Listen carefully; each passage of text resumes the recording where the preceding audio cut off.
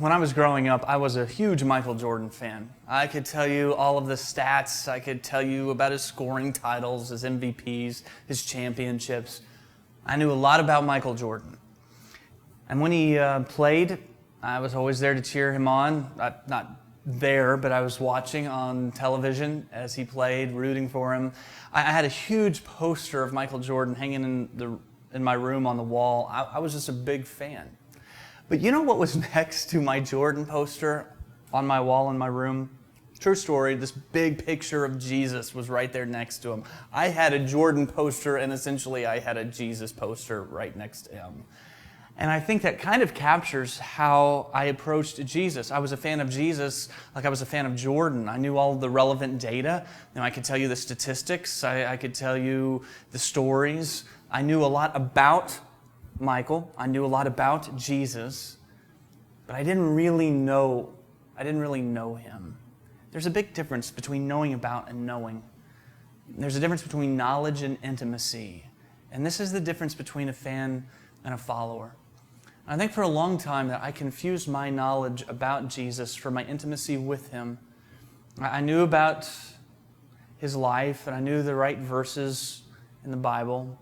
Even as a kid, I remember my parents teaching me very young to have the 66 books of the Bible memorized, from Genesis to Revelation in order. And so I had those 66 books memorized, and then I thought, if that's impressive, that means I'm a really committed Christian. Then what if I could say them in one breath? And so that's what I worked on. I remember practicing that as a kid, trying to say the books of the Bible in one breath until finally I got it. You want to hear it? You want to hear me say the books of the Bible in one breath? Pretty impressive. Just want to prepare you in advance. It has no practical purpose. But I'll try it. Genesis through Revelation. Here we go.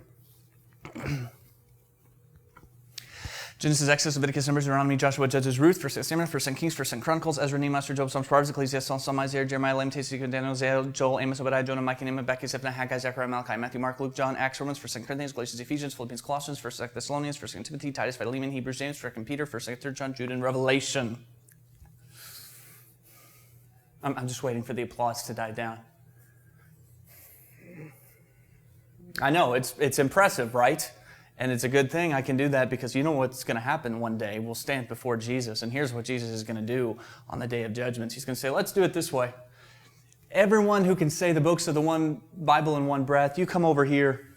And if you can't do that, then, I'll give you 2 tries. But if you can't do that, then just go down the steps behind you, and when you think you've gone too far, just keep going. And that's how it's going to work. Probably not. I don't think it's going to get me any extra credit in heaven. I wish it did. I wish that's what really mattered, because it would be so much easier if it was just knowing about. But that's not what he's interested in. He wants us to know him and to be known by him. And so when Jesus invites us to follow him in Luke 9:23, he puts it this way. He says, if anyone would come after me, he must take up his cross and follow me. And the phrase I want to point out to you is the phrase come after. It's a phrase that literally means a passionate pursuit.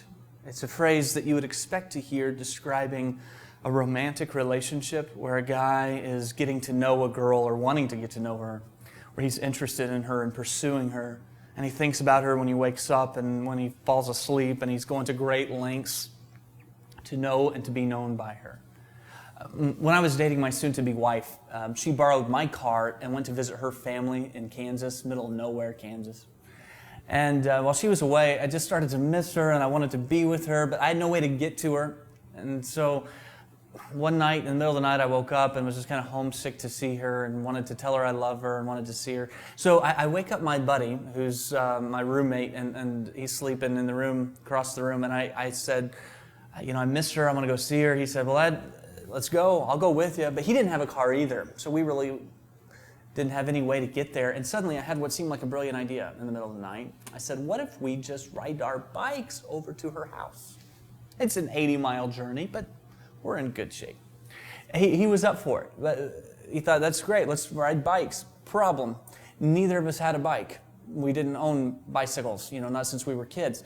And then we remembered that there was this place on our college campus where all the people with bikes kept their bikes, and we thought, what harm could be done in just borrowing a couple of bikes for the day? And so not knowing anything about bikes, we grabbed a couple. I grabbed a Walmart Special. Probably not the bike you want to ride 80 miles down the flat roads of Kansas with a constant headwind against you. But I didn't know. And so after a few hours, we were exhausted. We parked the bikes in this ditch, and we fall asleep, take a little nap there on the side of the road. I wake up, this is true, with a state trooper's boot on my shoulder, jostling me awake. And I think his words were something like, "Are you boys smoking something? Why are you riding your bikes across Kansas?"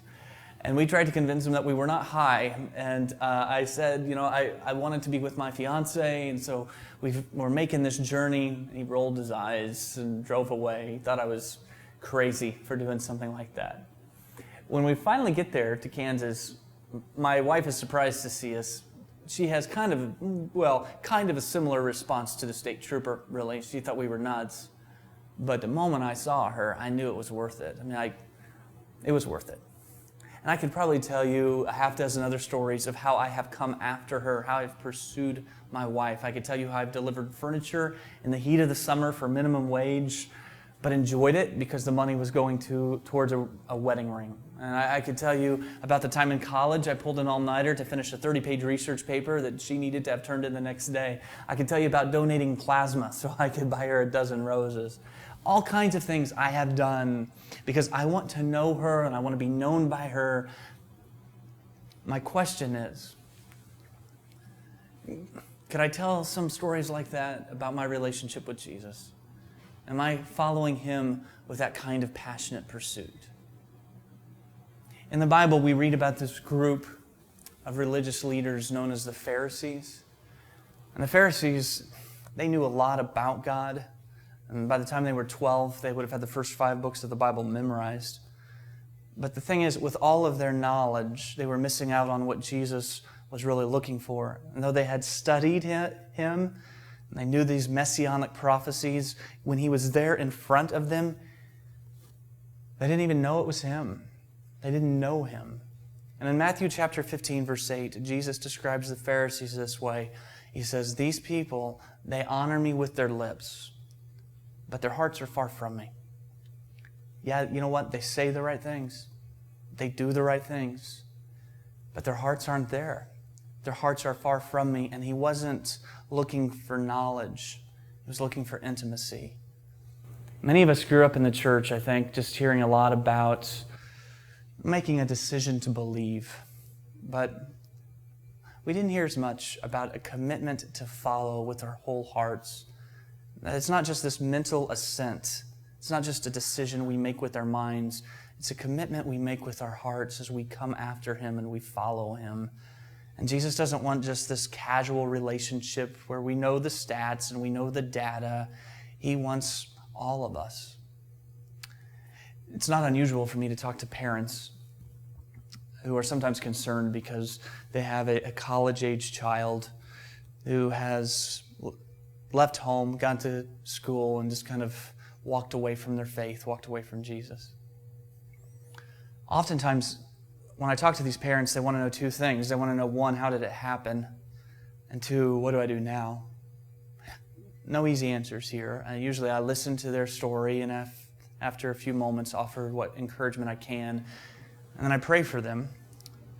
But a few months ago, I was speaking at this church in Houston, Texas, and this good-sized man, kind of a Texas big guy with this good-sized belt buckle came up, and he had tears in his eyes. And he started to tell me the story of his prodigal daughter and how she had walked away from the faith and how she didn't want to have anything to do with God. But he wasn't looking for an explanation. In fact, in one sentence, he put his finger on what he thought had happened in the case of his daughter. And here's what he said. He said, "We raised her in church, but we didn't raise her in Christ. We raised her in church, but we didn't raise her in Christ." In other words, she grew up learning to be a fan of Jesus. She knew all about him, but she didn't really know him. Listen, more than knowledge, Jesus wants your love. More than just your head, he wants your heart.